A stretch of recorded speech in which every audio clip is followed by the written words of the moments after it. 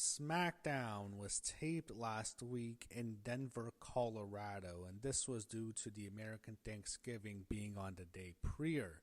So it was nice of the company to allow the wrestlers and the employees to spend Thanksgiving with their families, something that would not have happened when a certain old man was still in charge.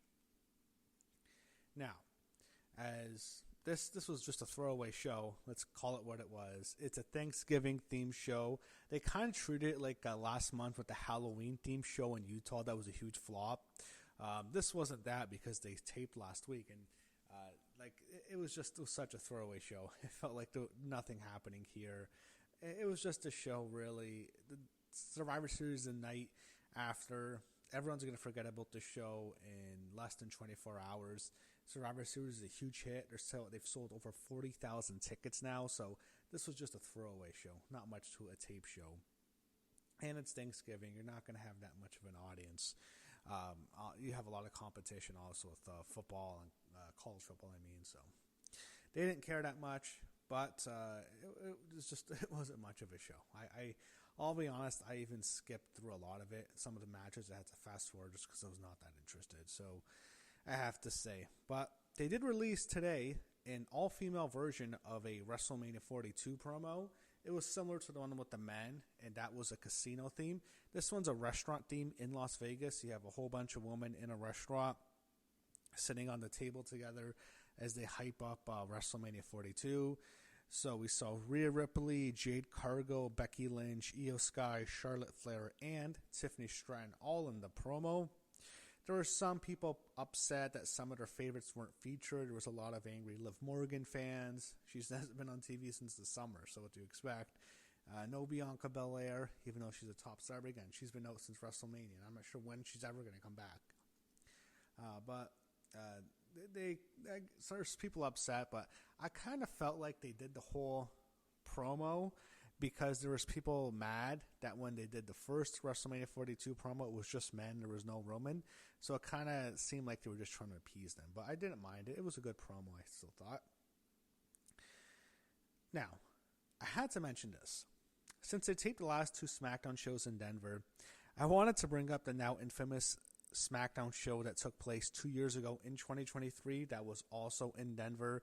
That's when The Rock returned, had that segment with Austin Theory that also featured Pat McAfee, and then that launched everything else that happened the next year, the build-up to WrestleMania 40. Wow, that was something else, wasn't it? The rest is history, as they say. I just wanted to bring that up. So to start the show off, Kathy Kelly interviews LA Knight. He doesn't know who his opponent is. I already knew because I saw the spoilers, and I just thought, wow, that's such a travesty that they made this fucking match with this guy later in the show. But he doesn't know. He did give a special shout-out to Kathy Kelly's mom, who was supposedly in attendance last week. So that's a nice shout-out, and she deserves one because she must have some great genetics to have produced Kathy Kelly because, she's obviously a beautiful woman, Kathy is. Yeah, Jey Uso and Rusev, and this is a match I really skipped over. I didn't give a shit about this at all. I don't want to watch Jey Uso. He sucks. He got the win. Rusev has now lost every match in the last couple of months. Every single big match he loses. He's lost to Dom, felt like 7-8 times. I don't know. Then he loses to Jey Uso. I can't stand watching Jey. I can't stand the Heat entrance. Can't stand watching him wrestle. I fast forward through. I just don't like the guy at all. We get a backstage segment with The Miz and Nick Aldis. It was interrupted by R-Truth, and it was announced that The Miz will replace Sheamus in the tournament. They used that ball gimmick with the chambers to do it, but they've had that thing around for a while. It used to be a Rumble thing when they would draw numbers from the Rumble, but the whole chamber with the plastic balls and stuff. So Kathy Kelly was also, again, featured on the show. She interviews Damian Priest backstage. His eye is now fully healed. And then Zelina Vega walks up to him. She cuts a promo on him. And then we see one of the Wyatts in the background. Then Rhea Ripley walks up to him. She hugs him. And they tease a future alliance again. And I don't know about that because I was kind of hoping they'd call up Lola Vice. And I wish she would team up with Damian to take on Alistair and Zelina. We get a Chelsea Green U.S. Women's Championship celebration. The American, Canadian, and Mexican flags were on display, so that's because she's the AAA champion, which is a Mexican promotion. She's the Women's United States champion, and she's Canadian herself. So all three North American flags featured here. It didn't last long. Jade came out really quickly. She took exception with something Chelsea said. She hit Alba Fire with a big boot. Then she hit Jaded on Chelsea Green and just walked off. We go backstage to see Alexa Bliss talking to Charlotte Flair, kind of warming her up before her match with Asuka. Rhea Ripley and Io Sky then walk in, giving her reassurances, and AJ Lee walks in as well. They actually mentioned Charlotte tearing her ACL against Asuka a couple of years ago. And actually more than an ACL. She blew her whole knee. Her whole knee. It was one of the most gruesome injuries ever. It really was. But she's back. But that did happen. I'm not sure whose fault it was. I don't think it was Asuka's fault particularly. I don't even remember exactly what happened. But I think it was the Charlotte moonsault where she had that bad injury. We see Team Sammy warming up backstage. We get a John Cena interview segment. This time the feature was on Opportunity. They featured the Velocity show that took place on Saturday nights. I actually remember watching that as a kid, and I liked Velocity a lot. I always liked Velocity. I don't care if it was like a jobber show. I enjoyed it, and I also loved Sunday Night Heat. I never missed Sunday Night Heat. I love those shows. I used to watch every single WWE thing back in the day, but I do miss Sunday Night Heat and Velocity. I like both those shows. So we have Kathy Kelly running to catch up to Jade on why she attacked Chelsea Green.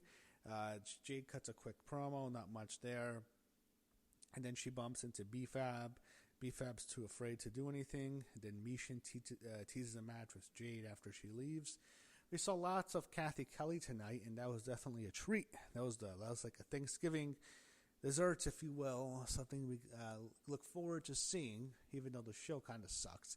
It's like dry turkey you're eating, and then you get like a nice warm pumpkin pie with whipped cream. That's kind of like Kathy Kelly. Anyway, but you know, the dry turkey is definitely the SmackDown show because this show sucked. LA Knight and The Miz. LA Knight wins. Miz and Jey Uso are guys I just don't want to see anymore. I don't want to see. I hate watching them. LA Knight got the win here. We go backstage to see Asuka, Kairi Sane, Nia Jax, /legend Becky Lynch, all of the team.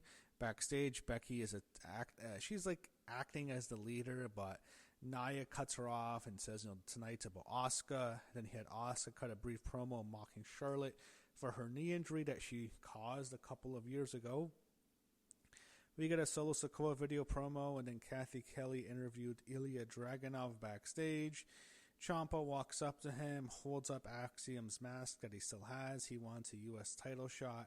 Then they had Ilya call him a jackass. They're overdoing it now. We got Asuka and Charlotte Flair, a War Games Advantage match. So I did want to mention that you had the LED boards displaying leaves and pumpkins to go along with the Thanksgiving theme. I did like that. It gives the show some sort of identity. I don't mind more gimmicks. They need to do like a frozen turkey and use a frozen turkey as a weapon. I hope they do that. They won't do that tomorrow, but like that would hurt because I've grabbed one of those. I thought, you know what? This would fucking hurt. They should do that in wrestling. Like, have a frozen turkey and use it as a weapon. That hurts. Anyway, they can do more Thanksgiving-themed stuff. I don't know. A food fight. I'd find that more entertaining than watching a fucking Jey Uso match or a fucking Miz match. But Asuka and Charlotte. Charlotte won after natural selection, so the faces will have the advantage tomorrow night. That's kind of unusual. It just makes more sense for the heels to get the advantage. And Charlotte always beats Asuka in big matches. Remember WrestleMania 34? She broke the undefeated streak, and Asuka won the Rumble. Everyone was expecting Asuka to win the belt, and Charlotte beat her at WrestleMania that year. Then the next year, a couple of weeks before WrestleMania 35, Asuka is the SmackDown Women's Champion. Charlotte just beats her on an episode of SmackDown to take the belt and bring it into the women's main event triple threat match. So, yeah, and she beats her here. She's like, every big match they have, Charlotte seems to beat Asuka. We see MFT heading to the ring, don't care. They preview the Survivor Series card, the announcers do. Then we get a traditional Survivor Series elimination match. Sami Zayn, Alex Shelley, Chris Sabin, Shinsuke Nakamura, and Rey Fenix against the MFT, Solo Sikoa, JC Mateo, Tala Tonga, Tama Tonga, and Tonga Loa. So first, Chris Sabin eliminated JC Mateo. Things aren't looking good for him. The old Jeff Cobb. Not a good sign there. Tama Tonga eliminated Shinsuke Nakamura. Rey Fenix eliminated Tonga Loa. Tala Tonga eliminated Alex Shelley, and then he eliminated Chris Sabin. Tama Tonga was eliminated by Rey Fenix. He eliminated Rey Fenix. Tama Tonga. Sami Zayn eliminated Tama Tonga, and then Tala Tonga was eliminated some way. And eventually, Solo Sikoa eliminated Tama Tonga, becoming the sole survivor. But his celebration was shortly lived as the Wyatt Six lights go out. Wyatt Six appears. 4 of them appear on the apron to distract Solo. Then he walks into a Sister Abigail by Uncle Howdy.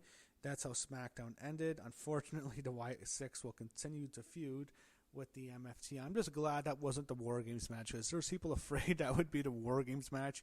Thankfully, that's not what they did. But that was SmackDown. It was a tape show. It was kind of what we were expecting. It's not like it's been as bad as some of those other SmackDown shows have been earlier this year. It just kind of broke the streak of SmackDown becoming a watchable show again for the last few weeks. Now it's back to what it once was, which was just completely unwatchable. But yeah, it is Thanksgiving night in the United States. Night before Survivor Series, no one really cares. Why do you want to get anyone hurt? They just taped the show last week, so they went easy tonight. They took the night off, and it is what it is. So that was SmackDown. We'll see what happens tomorrow night at Survivor Series War Games.